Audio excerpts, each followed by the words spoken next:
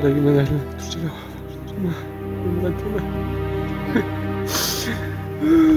Bakışlarıma kanıttın ya.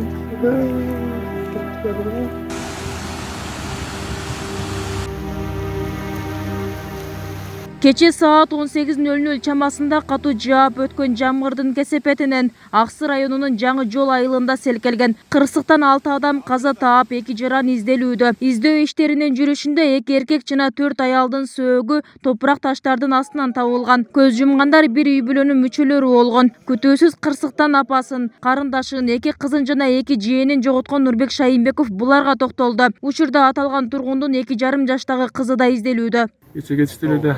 Yönetme koyunda, anan yönettirdim bile de işe girmemle gelmen kişine kız. Yönettirdim bile de. Günü gele barıp geçiş oluştu. Bari öyle gayrı geçine gelip başı olmuş. Tam üstü şıpır öyle gitmiş. Var öyle tapaya kaldım da. Taşlar deyip sattır. Yüreğim şu dedi böyle öyle. Ya Allah, saktap kalsa bize. Ketiş yürütürde bardı, çoğu jatkan boyunca güydü. Çamgırdan korkulaşı oturgan ekendi. Bakışlarım ha. Hazır tavulga atkan kim? En küçük kızım da şu. Zaten küçük var da şu. 2,5 yaşta kızım tavul bedat. Fatima deyen kızım var tavul bedat. Tavul kosak. Сел жүргөн маалда 5 жаштагы баланы Таштак айылынан, 2,5 жашар кызды Жолборсто айылынан агызып кеткен. Кечетен бери адистер жана 200дөй тургун ушул 2 бөбөктүн сөөгүн издеп жатышат. Мындан сырткары издөө иштерине милициянын атайын кызматтык иттери менен тиешелүү кызматкерлер кошумча күч катары тартылды. 2 күн болуп калды. Бүгүн экинчи күнгө ооп калды. Бизде табылып калды эмес.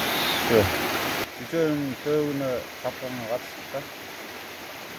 Кандай болуп жаттыр? Кайерден таптыңар? Ар жерде сакаптарда, мындай сакаптарда кычылып калгандар болду да. Бизде эми Кудайдын берген сыноо экен. Айылыкта оор жоготуп болуп, көчөлөрдү алып. Адистердин айтымында бул айылдар сел түшүү коркунучу жогору аймактардын катарында болгон эмес. Кечээги катуу жаанга аралаш мөндүр жаагандыктан суунун деңгээли өтө көп келген. Мындан улам сайга жакын жайгашкан бир үйдү сел жеп кеткен. Ошондой эле 4 көпүрө жарактан чыккан. Ал турак үй мен кандай түшүндүрсөк, менчик үй эмес ал. Ал жайлоого чыкканда мурун чатыр тигип, боз үй тигип отурган жерлерине өздөрү элдер чыгып, бир комната үй салып алышкан. Ошондон ошол сайга жакын болуп калгандыктан ошону алып кетишкен. Бүгүнкү күндө азыр 2 жаш бала изделүүдө. Бирөөсү Ак жол айыл өкмөтүндө, бирөөсү Жаңы жол айыл өкмөтүндө. Азыркы мезгилде жергиликтүү бийликтин жарандары менен Өзгө чыктылар министрлигинин кызматкерлери жана Ички иштер министрлигинин кызматкерлери менен биргеликте сайда издөө иштери жүрүп жатат. Азыркы мезгилге 4 чакырым жерде издөө иштери жүргүзүлдү. Сел кырсыгы катталган айылдардан облустун башчысы да кабар алды. Анда жергиликтүү жашоочулар менен жолугуп, тез аранын ичинде селден жабыркаган турак үй жана көпүрөлөрдү калыбына келтирүү иштери күчөтүлөрүн айтты. Ал эми район акими да бул багытта иш жүрүп жатканын, жардамдар сөзсүз берилерин айтат. Бул боюнча атайын буйрук чыгарылган. Ар бир айыл өкмөт башчысы, ушул мекеме жетекчилер баарыбыз тактап туруп, анан керектүү жардамдарды беребиз. Биринчи азыр калыбына келтирүү боюнча чоң сумманы кандай кылабыз деген маселе туруп атат бирде.